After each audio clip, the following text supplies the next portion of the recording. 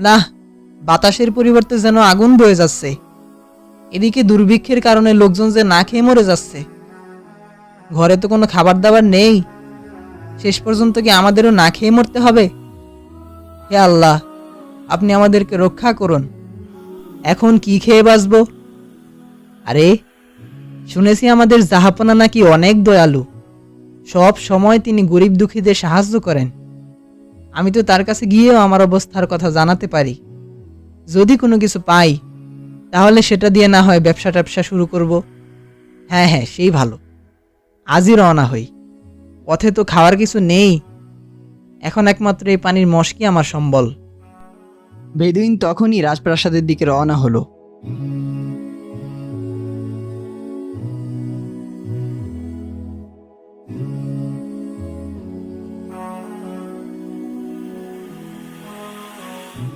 হাঁটতে হাঁটতে এক পর্যায়ে সে বিশাল মরুভূমি পাড়ি দিয়ে অবশেষে সবুজ ভূমিতে এলো।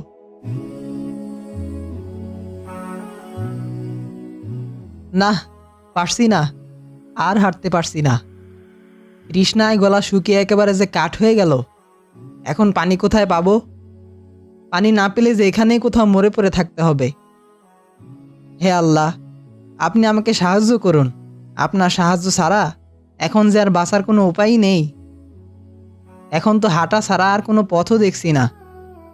এখানে মরে পড়ে থাকার চেয়ে সামনে এগিয়েই দেখি, যদি আল্লাহ তাআলা দয়া করেন।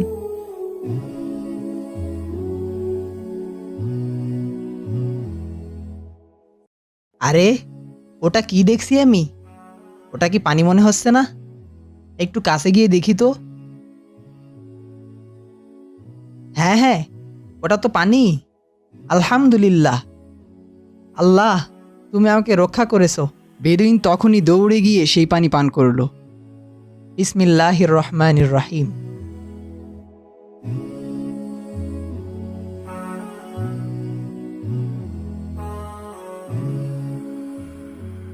আহা, এ যে অমৃত। আমি তো জীবনেও এমন পানি পান করিনি।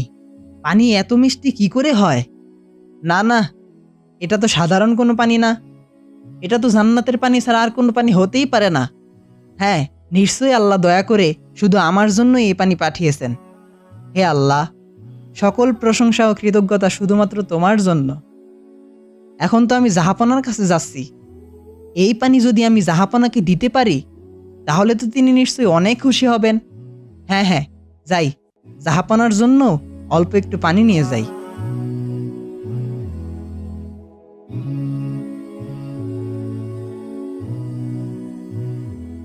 তারপর মহারাজের জন্য কিছু পানি নিয়ে আবার রাজপ্রাসাদের দিকে রওনা হলো।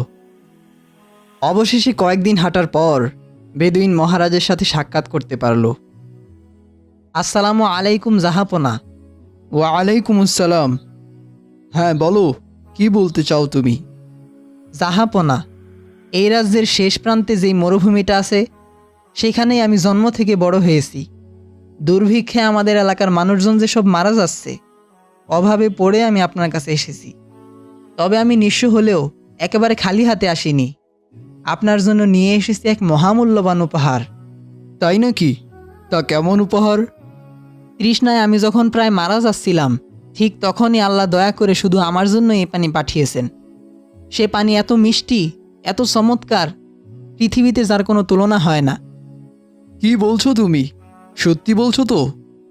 তা দাও দেখি কেমন সেই পানি। মহারাজ অত্যন্ত আগ্রহের সাথে সেই পানি পান করলেন।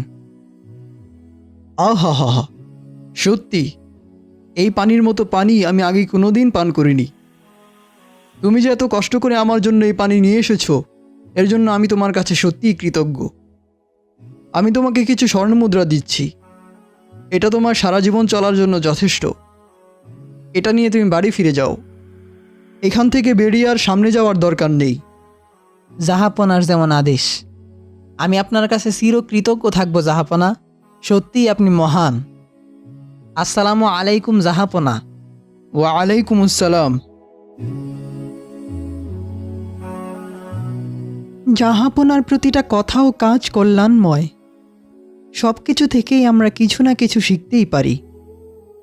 কিন্তু আজ জাহাপনার আচরণটা ঠিক বুঝতে পারলাম না। যদি বুঝতে পারতাম তাহলে হয়তো সেখান থেকেও কিছু শিখতে পারতাম। তুমি কোন বিষয়টার কথা বলতে চাইছো? অন্যান্য দিন কোনো হাদিয়া এলে আপনার অবশিষ্ট অংশটুকু সবাইকে ভাগ করে দিতেন, কিন্তু আজ তা করেননি। অন্যদিকে বেদুইনকে এখান থেকে বেরিয়ে সামনে যেতে নিষেধ করেছেন।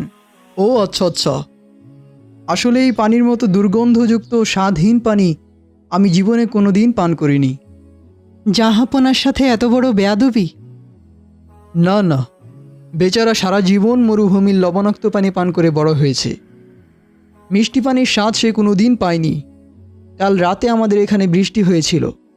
আসার সময় হয়তো কোথাও বৃষ্টিতে জমা পানি পেয়েছিল, আর তৃষ্ণার্ত অবস্থায় মিষ্টি পানি পেয়ে হয়তো এটাই তার কাছে জান্নাতের পানি মনে হয়েছিল।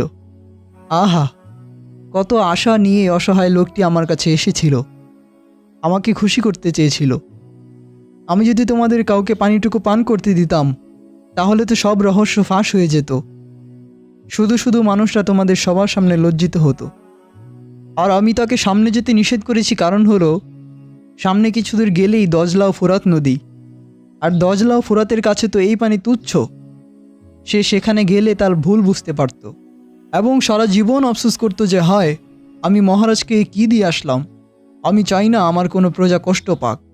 আমি চাই আমার সকল প্রজা সব সময় সুখে শান্তিতে থাকুক। আমাদের জাহাপনার তুলনা হয় না। আপনি মহান, সত্যিই আপনি মহান।